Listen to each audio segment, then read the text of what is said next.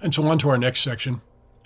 The answer to question 2 here, this motion by the libero who's sending the ball into the opponent's court with finger action when the ball is completely above the top of the net, as long as she jumps from behind the attack line, the answer to that question is false. And yeah, there's quite a few red herrings buried in the wording of this question.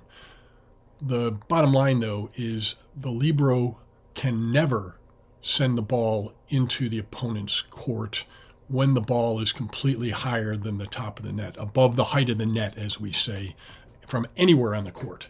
So the location relative to the attack line is irrelevant.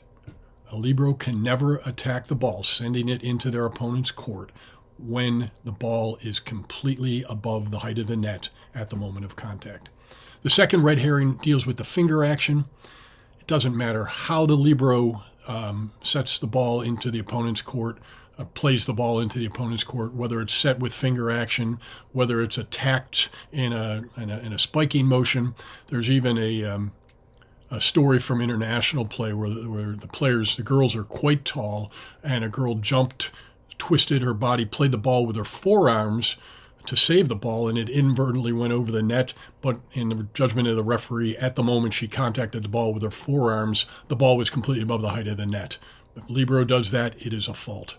Now, the other thing about finger action and the attack line, which is part of the red herring, is, of course, if a libero sets the ball with finger action in front of the attack line, it's not a problem as long as the next attack by her teammate is not made while the ball is completely above the height of the net. And I think those are the things that you should be thinking about in this question. But bottom line, it's false. The libero can never attack a ball into the opponent's court while the ball is completely above the height of the net, period. And so now let's move on to a couple of editorial changes. So the first editorial change deals with glitter. And of course, while the players kind of like it for reasons that are unclear to me during a volleyball match, our concern is that the glitter gets on the court and causes a sliding, just like sand would do if you're trying to walk on the court, causes the girls to slip. And the issue, I guess, is you see it, you tell the player you've got to get that glitter out of their hair, and they work at it and they can't get the glitter 100% out. And I was even informed earlier this season that there is a type of glitter now that is in a gel somehow, and the only way to get it out of the player's hair is several washings. And so what do? One thought might have been to tell the player, I'm sorry, you can't play. The National Federation of High Schools has come up with another alternative, which I think makes perfect sense. Treat glitter in the hair exactly the way you would if the team was unable to field 6 players in a legal uniform. They can still play, but if the uniform is illegal, in this case illegal because there's glitter in the hair and glitter isn't allowed to be in the hair, that results in a point loss of rally. So if they're serving, not only do they lose a point, but their opponent serves. And that's the rule, which I think hopefully will clear up a situation that may have been ambiguous in the past. 2 more editorial changes to discuss. The first, 424C, National Federation of High School promises to reword that rule, and it is the one that deals with number contrast that I briefed on earlier, so we won't talk any more about that.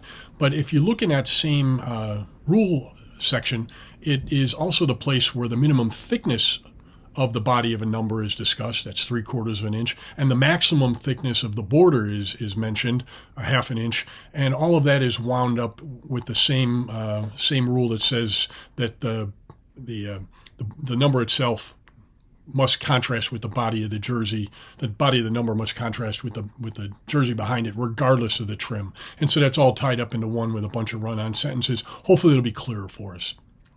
The second editorial change there is actually interesting, and it deals with 712 and 714. They deal with lineups and inaccurate lineups. And an interesting scenario, I think, first I wanted to say, if a coach submits a lineup early and comes back to you right away in a reasonable amount of time and says, wait, I made a mistake there. Can I have my lineup back? And you look and the scorer hasn't registered it in a score sheet or a Libro tracking sheet.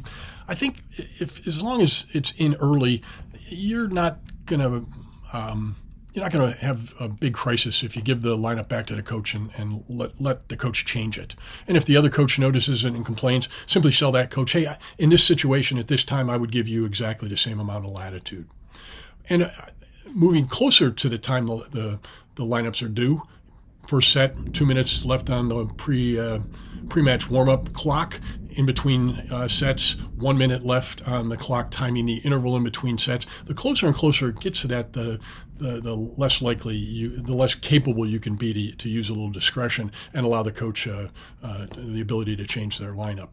But in 714, there are two remedies for common lineup mistakes.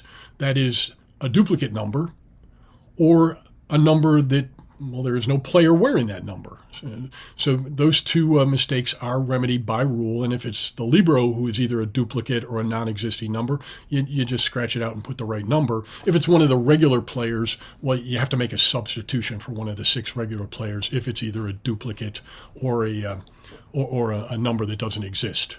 The number that doesn't exist, we used to refer to as a phantom sub, because there's nobody that's coming out, but the right player is going to come in at the sub zone. So it kind of looks silly, but you have to do it. Now, what about when the coach, though, submits a lineup where a middle is swapped with an outside, for example? The 2 adjacent players are written in the wrong order. The rules give us no remedy for that situation. Unfortunately, the coach just had to play with it that way. Okay, substitution is the only allowable remedy, and if 2 players are adjacent, you can't put them in a different rotation spot. And so, in the not too distant past, somebody came up with what I would call a clever idea. It's just inconsistent with what any other rule code does and not the way volleyball is played. The idea was, because the rule has the word accurate in it, you could say if the coach swapped 2 positions, adjacent positions, well, you just declare the coach's lineup as inaccurate and assess the penalty for an inaccurate lineup, which, if it's done early enough, it could just be an unnecessary delay yellow. And even if you're at the point where you're checking the lineup before the set starts, well, it's just an unnecessary delay red. So the coach can trade 1 point for the ability to correct a lineup where 2 players are swapped.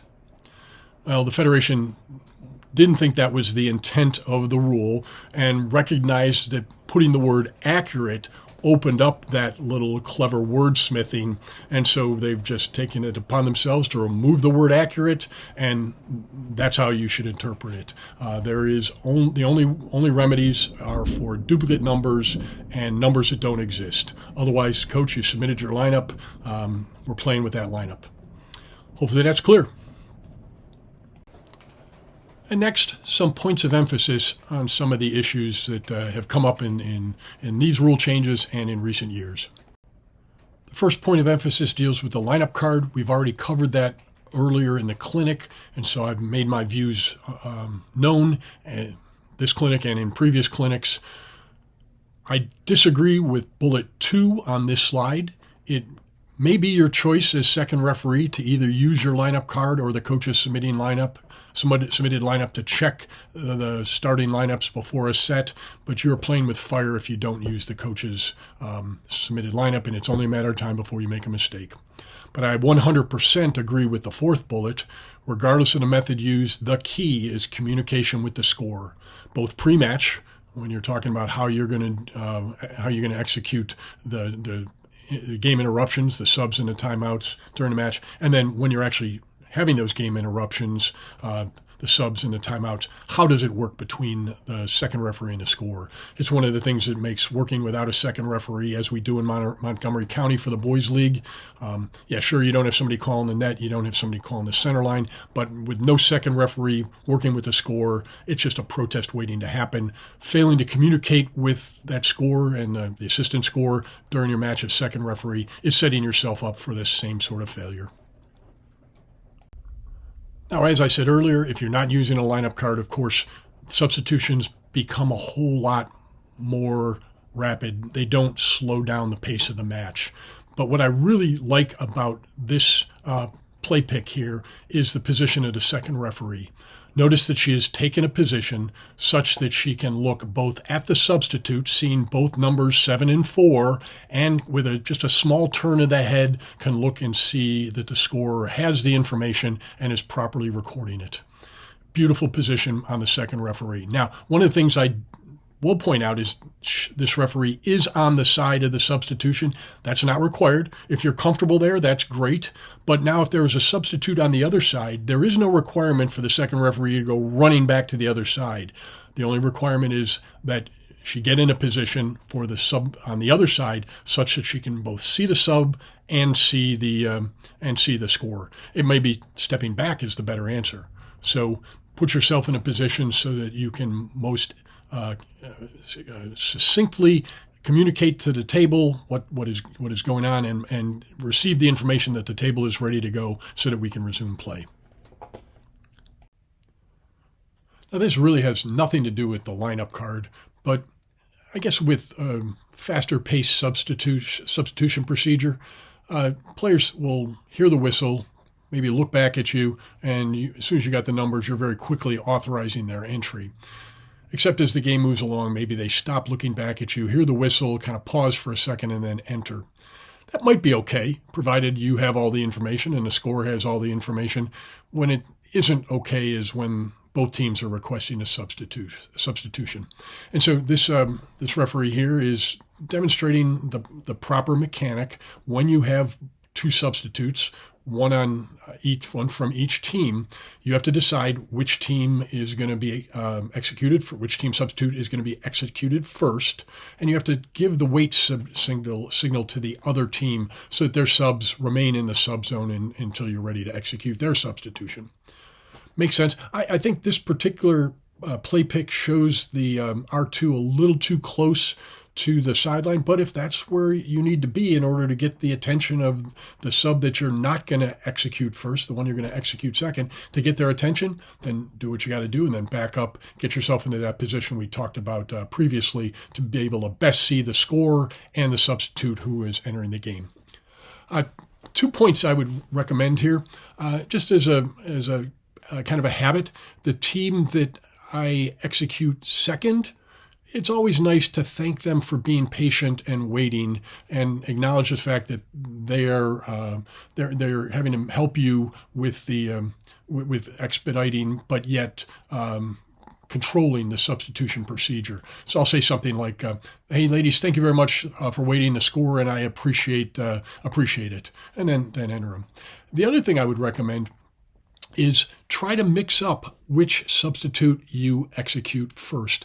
Don't find yourself continuously authorizing one of the team's subs first in the case of a double sub like this, one sub on each time.